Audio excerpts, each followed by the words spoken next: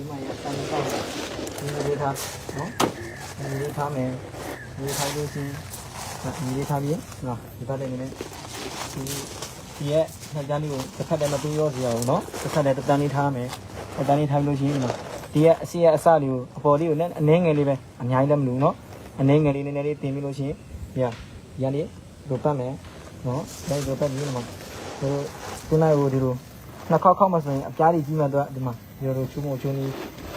နော်ဒီမှာချုံမချုံကြီးကဒီမှာဒီရဲ့အလဲရင်ပတ်ရဲ့အလဲတက်လေးကိုဒီမှာဒါလေးနဲ့ဒါလေးဖိထားလို့ရှိရင်နော်ဒါလေးအနှဲငယ်လေးဒီမှာခေါက်ပြီးတော့ဒီမှာမြေခေါက်မယ်ခေါက်ပြီးလို့ရှိရင်အရင်ဆုံးအောက်ကိုညီလာမီလာဆိုပြီးအရင်ဆုံးကြည့်မယ်ညီလာမီလာနော်ညီလာမီလာအရင်ဆုံးကြည့်မယ်အောက်ညီပြီးဆိုလို့ရှိရင်ဒါစားခေါက်မှာဗျနော်စားခေါက်မယ်ရင်ခေါက်ချမယ်တလေးရင်ခေါက်ချမယ်နောက်တစ်ခေါက်ကိုပြန်ခေါက်တင်မယ်ခေါက်တင်ပြီးလည်းစားလိုက်တစ်ခေါက်ပဲခေါက်ပြီးခေါက်လိုက်တဲ့ခါကျရင်အရှိတော်ရောက်ပြီးနောက်မယ်ဘာလို့လိမ့်ချမယ်အဲ့တော့မှအရှိတော်နောင်းရင်နောက်လည်းလိမ့်ချမယ်နောက်ရင်အရှိတစ်ခေါက်ပြန်လိမ့်မယ်ဒါပြီးအနောက်လည်းတစ်ခေါက်ပြန်လိမ့်နောက်ပြီးအရှိတစ်ခေါက်လိမ့်နောက်တစ်ခေါက်လိမ့်အနောက်ပြီးတော့ဒီမိုင်ဝင်တဲ့ခါကျရင်အပေါ်ကချက်လေးကိုဖုံးရမယ်အော်ဒူးစီအောင်နော်ဒူးစီအောင်လက်ရှိတဲ့ဘယ်လိုတိုင်းမယ်ဆိုလို့ရှိရင်နော်တိုင်းအရင်ဆုံးဖိတာဒီလိုကုန်းလာတဲ့အတွက်ဒီမှာတိုင်းတဲ့ခိုင်မညီလေးဖြစ်တတ်တဲ့အတွက်ဒီမှာအရင်ဆုံးဖိပြီးတော့ညှက်ပြီးတော့ဒီမှာဒူးစီအောင်လက်ရှိတဲ့ကိုရလက်ဒီကြောင့်လက်ရှိတဲ့နဲ့တော့တိုင်းကြည့်မယ်နော်တော့တိုင်းကြည့်မယ်လက်ရှိတဲ့ပြင်ရပြီနော်လက်ရှိတဲ့ပြင်ရပြီလားဆိုပြီးတော့ရင်ခပန်းကျိုးပတ်မယ်နော်ခပန်းကျိုးပတ်မယ်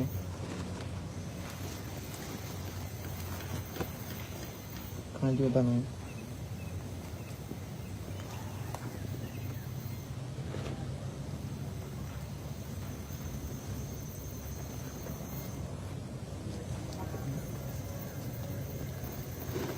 ဒီပတ်ပြီးမှာ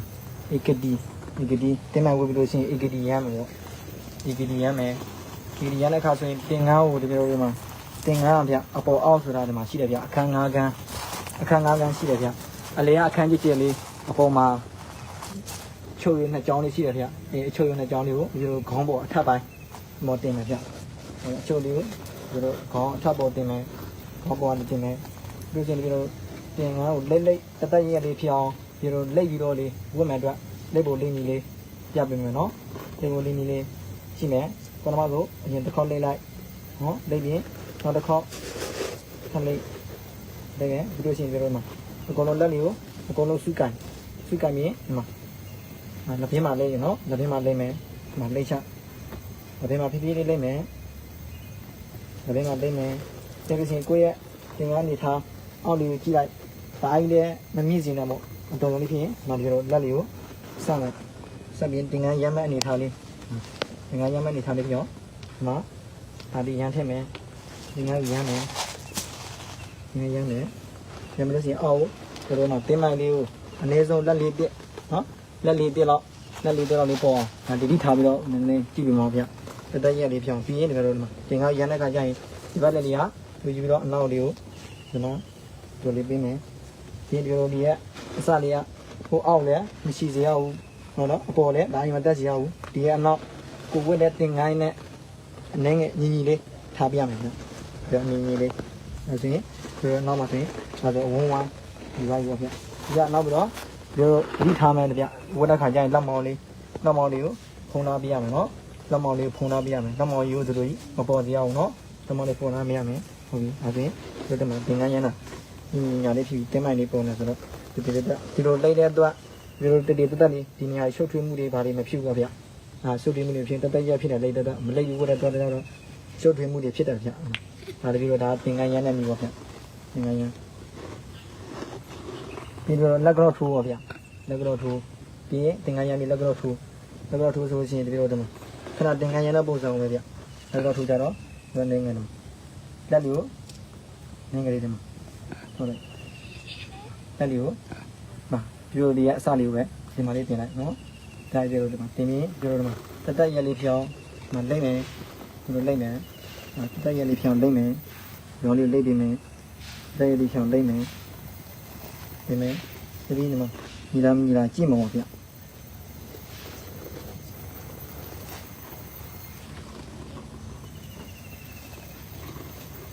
နော်ဟုတ်ပြီကျွန်တော်ကြည့်ရဲကိုရပြီတစ်ချက်ရက်လေးဖြစ်ပြီဆိုလို့ရှိရင်ပြီးတော့လက်ပေါ်လေးကိုဒါလေးဒီမှာဒီလိုလက်ပေါ်လေးကိုခောက်တင်လိုက်ပြင်တင်လိုက်လို့ရှိရင်ပြီးတော့ဒီအနောက်မှာပြီးတော့အစလေးရှိရနော်ဒီအစလေးကိုမပေါ်ရအောင်လက်လေးနဲ့လို့အဲ့လိုလေးပို့အောင်ပို့ပြီးမှလို့ပေးလိုက်ရင်ဒီအစလေးကအရှိပေါလာပြီဆိုရင်ဒီချားလေးလေးကိုထည့်မယ်ဒါပြီးပြီးတော့ဒီလိုနည်းနည်းလေးအစလေးကိုထည့်ရလေအောင်ဒီမှာလေးခောက်ပေးမယ်ခောက်ပြီးလို့ရှိရင်ဒီမှာပတ်လိုက်မယ်ပတ်လိုက်ပြီဒီမှာခဏခောက်တဲ့ဓာတ်တွေကိုဒီအစလေးကိုတိမ့်လိုက်နော်ဒီအစလေးကိုတိမ့်လိုက်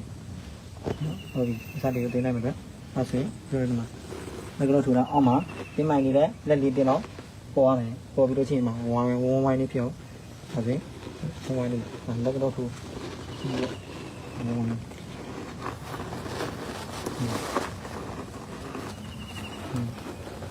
တက်ကတော့ထူပြီးလို့ရှိရင်တော့တင်ငန်းယုံနော်တက်ကတော့ထူတက်ကတော့ပြီးတင်ငန်းယုံမယ်ဟုတ်ပြီတင်ငန်းယုံတဲ့အခါတင်ငန်းကိုအရင်ရန်နာပုံစံလေးနော်တင်ငန်းယုံတဲ့ခါကျတင်ငန်းကိုကိုရန်နာပုံစံလေးယူပြီးတော့ဒီဘက်တစ်ဖက်လေးကိုကျတော့တင်ငန်းရမ်းသလိုမတင်တော့ဘူးဒီဘက်အစလေးကိုကင်ဒီဘက်အစလေးကင်ပြီးဒီဘက်ခုံးမော်လေးတင်လိုက်နော်တင်ပြီးလို့ရှိရင်ဒီမှာရဲ့နှစ်ဆလေးကိုအစနှစ်ဆလေးပြီးတော့အလဲမှာအခန်းကြီးကျယ်ရှိတယ်ဗျအဲ့ဒီအခန်းကြီးကျယ်လေးကိုကိုယ့်ရဲ့ခန္ဓာကိုယ်ရဲ့အလဲတက်မှာထားခန္ဓာကိုယ်ကိုဒီအခန်းကြီးကျယ်ရဲ့အလဲကိုတွင်းလိုက်နော်ခန္ဓာကိုယ်ရဲ့အတွင်းအလဲတက်ကိုတွင်းလိုက်ပြီးပြီးတော့ဒီမှာအောက်မှာလက်လေးတစ်လေးပေါ်နေထားလေးယူပြီးတော့ဒီမှာလက်လေးတစ်ပေါ်ယူပြီးရင်ညှက်မယ်ညလိုက်မယ်ဒီအကုန်လုံးတိတ်တာထားအကုန်လုံးဖြီမယ်ဒီရင်ခေါင်းပေါ်လေးဆက်တင်မယ်ခေါင်းပေါ်လေးဆက်တင်တဲ့အခါဒီမှာအောက်မှာပြက်နေအောင်အနောက်ကျော်မယ်ပြက်နေအောင်ဆက်တင်ကျော်ပြီးလေပြက်နေအောင်ဆက်တင်လို့ရှိရင်အစီရဒီမှာဒီအောက်အစနှစ်စလေးကိုညီလေးထားအောက်စလေးကိုညီလေးထားလို့ရှိရင်ညီပြီးဆိုရင်ဘော်ဒီကိုခောက်တင်မယ်ဘော်ဒီခောက်တင်ပြီးအစနှစ်စကိုယူမယ်ဟုတ်ပြီအစနှစ်စကိုကန်မယ်အစနှစ်စကန်ပြီးမှာကိုယ့်ရဲ့လက်တစ်ဆန်းစာဟိုမတင်လုံးမရော့လုံးလက်တစ်ဆန်းစာအဲ့လိုဖေးအစလေးကိုညီလေးကန်ပြီးတော့ကိုယ့်ရဲ့လက်တစ်ဆန်းစာဒီကောင်ကြီးဒီဘက်ကျိုးလဲမတင်းစင်နဲ့တအားကြီးမတင်းစင်နဲ့ဒိုင်းမရော့စင်နဲ့ဟိုတားကြီးတင်းတဲ့ခါကြလို့ရှိရင်တပင်းအဲ့ဒါလို့နည်းနည်းလေးနာတာလို့ဖြစ်တတ်တယ်အပုံမှန်လေးတားကြီးမရော့မတင်းလေးဖြစ်ရင်မအစနှစ်ဆလေးကိုတခါလဲပူဒါမို့ရဲ့အဓိကမပူလဲတစ်ဖက်စီရင်ထည့်လို့ရတယ်အစစီရင်ထောင်လေးကိုထည့်လိုက်အစစီရင်ထောင်လေးကိုထည့်နောက်တစ်စားလဲထောင်လေးကိုထည့်လိုက်ပြီးလို့ရှိရင်ပြီးတော့ဒီအပြင်ရအစလေးကိုလူလေးဆွဲလိုက်လို့ရှိရင်ဒီညော်လေး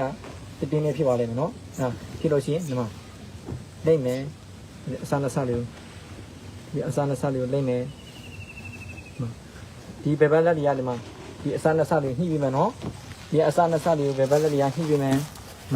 အစနှစ်ဆလေးကိုဒီအစနှစ်ဆလေးကိုဒီဘယ်ဘက်လက်တွေနဲ့ဒီမှာညှိပြီးလို့ရှိရင်ညာဘက်လက်နဲ့ဒီမှာလိမ့်မယ်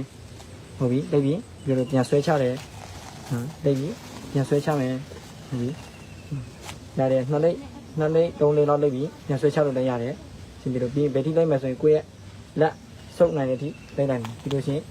ပြီးလို့ရှိရင်ဒီမှာလိမ့်မယ်လိမ့်တဲ့ခါကျရင်လက်မလေးကိုလိမ့်ပုံလေးနေရှိတယ်ဒီလိုမလိမ့်ရဘူးလိမ့်တဲ့ခါကျလို့ရှိရင်လက်မလေးကိုဒီခဏလိမ့်လာတဲ့အလုံးလေးတွင်းပြီးတော့လက်မလေးကိုလိမ့်လက်မလေးကိုဖြည်းဖြည်းလေးလိမ့်ဟုတ်ပြီလိမ့်မယ်လိမ့်တယ်ဘယ်တော့ဒီလိမ့်ရမယ်ဆိုလို့ရှိရင်ဒီမှာလိမ့်လိုက်လို့ရှိရင်ဒီရဲ့အတင်းတွေကတင်းလာလိမ့်မယ်တင်းလာတဲ့အထိဒါဆိုရင်မီးနဲ့ခဏညှက်ပြီးတော့ဒီမှာတထောင်စီတယ်ကိုဒီခေါင်းလေးကိုခဏတွန်းလိုက်ခဏတွန်းမတော့ပြီးရင်ခဏလေးခေါင်းလုံးတဲ့ခဏလေးပြန်ချပြီးဆိုတော့ဒီမှာလက်ဖက်နဲ့လက်သုံးချောင်းနဲ့ကြတော့ဒီခေါင်းလေးကိုကင်တာလက်သုံးချောင်းနဲ့ကင်တာဒီလက်နဲ့ချောင်းနဲ့အလုံးလုံးမှာပေါ့နော်အလုံးလုံးမယ်ဒီဘက်လက်ညမှာဆွဲထုတ်ဆိုတော့ဒီမှာအနောက်မှာဒီညာလေးပုံနေတဲ့အတွက်မှာဒီလိုလေးဆွဲလို့ရတယ်နော်ဒီဘက်လေးနဲ့ဆွဲဒီဘက်ပခုံးနဲ့ဒီဘက်ပခုံးနဲ့ဒီလိုဆွဲပြီးအဲဆိုရင်အနောက်မှာတွန်းနေတာဟာလေအကြည့်ရောက်လာတဲ့အတွက်အနောက်မှာတက်စီရင်တပြက်ရပြတ်သွားလိမ့်မယ်နော်တွန်းတာလည်းမရှိတော့ဘူးဆိုရင်ကော်လန်ခောက်မယ်ကော်လန်လေးကိုတားကြီးလည်းမကြည့်ကြအောင်နော်လက်သုံးလုံးလောက်ဆိုလို့ရှိရင်အဆင်ပြေတယ်လက်သုံးလုံးလောက်ဆိုရင်ကော်လန်လေးကိုခောက်မယ်ပထမတစ်ခေါက်ခောက်မယ်နောက်တစ်ခေါက်ခောက်ကြမယ်ပြီးရင်နောက်တစ်ခေါက်ကိုဒီခဏခောက်ချတဲ့အစလေးနဲ့ညီလေးခဏခောက်ကြတဲ့အစလေးနဲ့ညီလေး ညီလေးပြောကိုင်မယ်ညီလေးပြောညီလေးပြောကံပြီးတော့လက်ကိုလုံးခဏခေါ်ကြရနှစ်ခေါက်လို့နှစ်ခေါက်လို့နောက်လို့ဘယ်လိုထားလိုက်နော်တော်တော်ကြီးလို့ဘယ်လိုကိုလန်လောက်မတဲ့အရှိကစလေးတူဆွဲမယ်ဆွဲတဲ့ခါကျရင်ဒီမှာလက်မလေးနဲ့ဆွဲပူလို့လွယ်ပြီနော်လက်မလေးနဲ့ယူပြီးဆွဲချလိုက်ရင်ဒီကတွန်းတဲ့ဟာလေးကိုလို့ဒီအောက်ကျလာနေတယ်နောက်တစ်ခုဟိုကဒီမှာခေါင်းမှာဆောက်တော့ဒီမှာခေါင်းလေးနည်းနည်းလေးဒီကောင်တက်ရကြမပေးလိုက်နောက်ပြီးတို့ဆွဲချပြီးလို့ရှိရင်ဒီကောင်လေးကဒီဘက်ချမ်းကိုထည့်ပြီးလို့ရှိရင်ဒီမှာလေးတင်းလေးနေရာရှိတယ်အဲ့တင်းလေးကိုဒီဘက်ချမ်းလေးကဒီထဲထည့်လိုက်အဲ့ဒါထည့်လိုက်လို့ရှိရင်ပြီးနော်ပြီးလို့ရှိရင်ဒီမှာတိတ်တဲ့နေရာလေးကိုကွန်လာလေးလုပ်ပြီးတော့ပြတ်တင်မ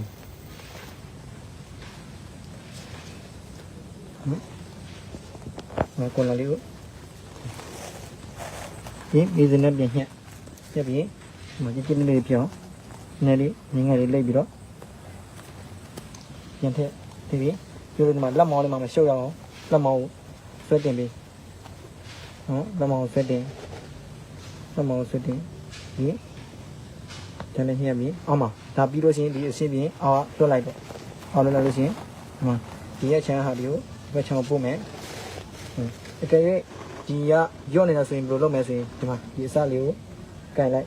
ကန်ပြီးနှစ်ဆလုံးကန်ကလိမ့်လိုက်နှစ်ဆလုံးကန်ပြီးလိမ့်ပြီးဒီမှာချမ်းမှာပြန်ညှက်ပြလိုက်ဒါဆိုရင်တင်ငါရုံနော်တင်ငါရုံလို့ရှိရင်ပြီးတော့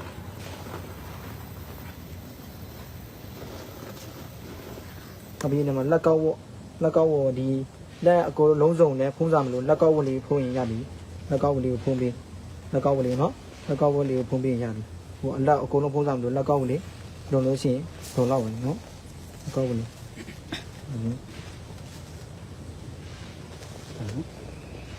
လေစီပုံလက်ပင်လောက်တဲ့ခါကျလို့ရှိရင်ဒီမှာလေစီလေးပို့ပြရမယ်နော်လေစီလေးလေစီတွေနော်လေစီတွေမဖုံးလိုက်အောင်လေစီတွေပို့လေစီတွေနော်ဒီလေစီတွေပေါ်ဝုတ်ပေးရမယ်နော်မဖုံးရအောင်လေစီတွေကိုပေါ်ဝုတ်ပေးရမယ်ဟုတ်ပြီအဆင်သင်္ကပြီးတော့ချင်းအနာပတ်တီရနော်အနာပတ်တီလေးပတ်မယ်နော်အနာပတ်တီ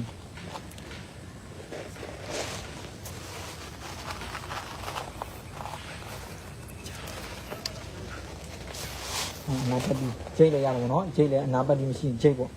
ချိတ်လေးနဲ့ဒါလေးချိတ်ပြီးဒီငါယုံနိုင်နော်အနာပတ်တီမှာချိတ်သင်္ကန်းမယုံရင်အနာပတ်တီအရင်ပတ်မယ်နော်သူရဲ့စီမင်းစာမာလာတာကပထမဆုံးသင်္ကန်းမယုံရင်မှာအနာပတ်တီကိုအရင်ပတ်မယ်နော်ဝင်လို့အနာပတ်တီကိုအရင်ပတ်ပြီးမှသင်္ကန်းတွေပါညက်ပြီးမှသင်္ကန်းယုံမယ်နော်အဲ့တော့ဝင်တို့အခုကဒါသင်္ကန်းယုံတာပြီးပြီပေါ့အဲ့တော့ဦးစင်းလိုက်ပြီးပြီမယ်ပေါ့နော်ပြခုပဲလက်ကုန်နေအကုန်လုံးအနောက်တွေ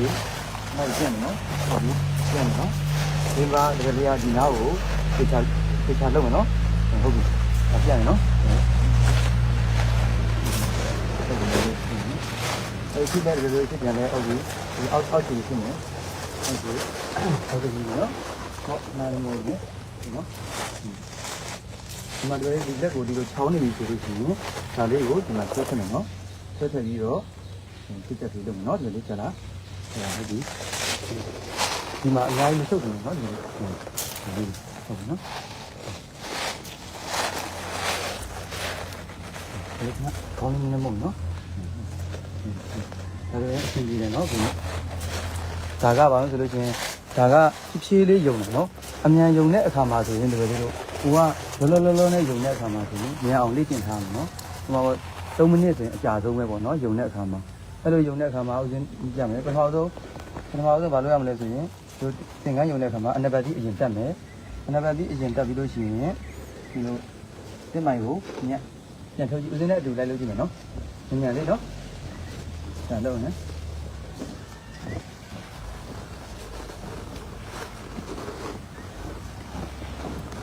ကျောင်းမှာတင်ကခေါင်းပေါ်တယ်ခုနတိုင်းပဲလိတ်ထုတ်တခါလေဒီမှာဦးစင်းကဒီလိုတင်ပြီးတာနဲ့ကျွမ်းအောင်လုပ်ထားမယ်နော်ပြင်ပြတယ်တခါလက်ကဒီလိုတခါဆွဲထားမယ်အရှိတခါတန်းရောက်သွားမယ်နော်ပြီးရတယ်ကိုလက်ကဆန့်တခါတန်းကန်လာ တန်းကင်လိုက်တဲ့အခါမှာကိုလက်တစ်ဆန်းရပြီဆိုရင်တခါမြန်လုတ်တဲ့အခါမှာတခါလေအကုန်လုံးလာပေါင်းထည့်လိုက်တယ်အမြန်ယုံတဲ့ခါကျပေါင်းထည့်ပြီးရတယ်ပေါင်းထည့်ပြီးရင်ဒီဘက်ကအစကိုတခါတန်းဆွဲလိုက်ပြတ်သွားအောင်ပြတ်ပြီဆိုရင်ကိုတို့ဒီမှာဒီကစားလိုက်မယ်ပေါ့စားလိုက်မယ်ဒီလိုတစ်ချက်ချင်းကြီးလေးရမှကြားတယ်ဆိုလို့ရှိရင်တစ်ချက်ချင်းစီလေးကြမလို့ဟုတ်နော်အဲ့တော့တစ်ချက်ချင်းစီမလိမ့်ဖ ೇನೆ တခါတည်းပေါင်းလေးပြလိုက်ရတယ်တကယ်ဒါအမြန်ယုံတဲ့ခါကျရင်နော်ပြည့်ပြည့်ယုံတဲ့ခါကျရင်ဒါမျိုးမလုပ်ရအောင်နော်အမြန်ယုံတဲ့ခါကျတော့တစ်ချက်ပေါင်းလိုက်ပြန်ဒီမှာတခါတည်းလက်ကြီးဆိုရင်တခါတည်းတန်းဆွဲချပလိုက်တစ်ချက်ချင်းစီသေချာလေးလိမ့်ကြမလို့လိမ့်ပြီးရင်တခါတန်းနေလိုက်နော်ဒါတန်းတင်လိုက်ပြီးဆိုရင်ဒါဒီမှာဒါကျင်းသွားပြီဒါလေးခဏအတားလေးချော့လိုက်ချော့ပြနေခုနအတိုင်းပဲဦးဇင်းတို့အနောက်တွေကိုသေချာပြောင်းလုပ်မယ်ပေါ့နော်ခုနဦးဇင်းပြတဲ့အတိုင်းပြောင်းလုပ်ပြနေဒီမှာဒီဟာလေးကိုခုနအတိုင်းပဲမြန်လေးပဲဒီလိုလေးပဲတခါတိုင်းမှလှုပ်ချပလိုက်ပြန်တခါတန်းချပလိုက်ဘာမှမကြောက်နော်ဒီလိုတန်းချပလိုက်နော်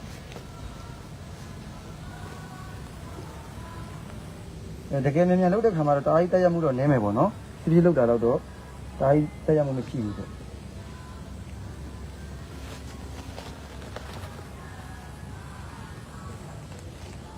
ဒါအတားလေးတင်လိုက်လိမ့်စီရမလို့တားကြီးထိုးထည့်စီရမလို့အတားလေးဒီလောက်နေရိုက်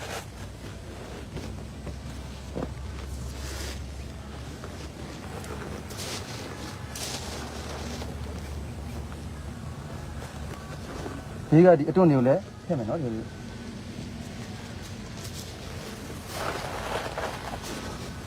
လက်ကောက်ဝတ်ဒီပေါ်မယ်ဆိုရင်ဆက်ထည့်မယ်နော်ဒီလိုဒါလေးကိုတော့တေချာလုပ်ပေါ့နော်ဒါပွားလန်နေအောင်ပွားလန်နေမကောင်းပေါ့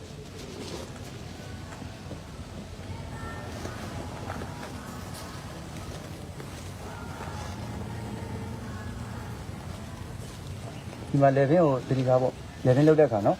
လေဗင်းလုပ်တဲ့အခါအလေတက်ဖြစ်အောင်တော့လုပ်ဖို့အတတ်နိုင်ဆုံးညာသွားပြင်ဒီဘေးရောက်သွားတယ်နော်